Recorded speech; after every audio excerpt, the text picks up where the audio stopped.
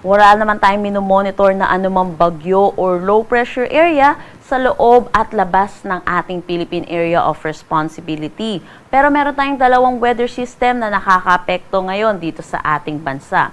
Una na dito ang northeast monsoon na nagkaroon po ng pagbugso at umiiral na dito sa may buong Luzon. Meron din tayong easterlies or yung mainit at malinsangan na hangin na nanggagaling sa dagat Pasipiko na umiiral naman dito sa may Visayas at Mindanao.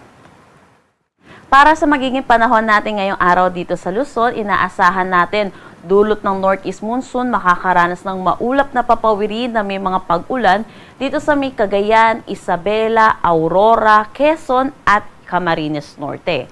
Para naman dito sa Metro Manila at nalalabing bahagi ng Luzon, makakaranas naman tayo ng bahagya hanggang sa maulap na papawirin na may mga isolated light rains. Kung magkakaroon man tayo ng pag-ulan, usually mangyayari ito tuwing hapon.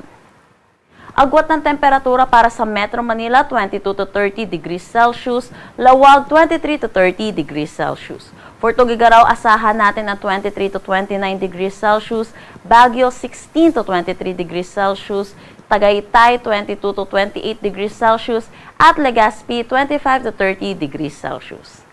Ngayong araw, inaasahan natin makakaapekto din itong northeast monsoon dito sa buong Kabisayaan, pati na rin dito sa may Palawan. At dulot nito, makakaranas sila ng bahagya hanggang sa maulap na papawirin na may mga isolated light rains. Dulot naman ng easterlies, makakaranas ng maulap na papawirin na may mga kalat-kalat na pag-ulan dito sa may Caraga at Davao Region. Sa nalalabing bahagi naman ng Mindanao, makakaranas naman sila ng maaliwalas na panahon, pero asahan din po natin yung mataas na tsansa ng mga localized thunderstorm, lalo na po sa hapon at sa gabi. Agwat ng temperatura para sa Calayan Islands at Puerto Princesa, 24 to 31 degrees Celsius. Dito sa may Iloilo, Tacloban at Cagayan de Oro, 25 to 31 degrees Celsius. Cebu, 26 to 32 degrees Celsius. Zamboanga, 25 to 34 degrees Celsius.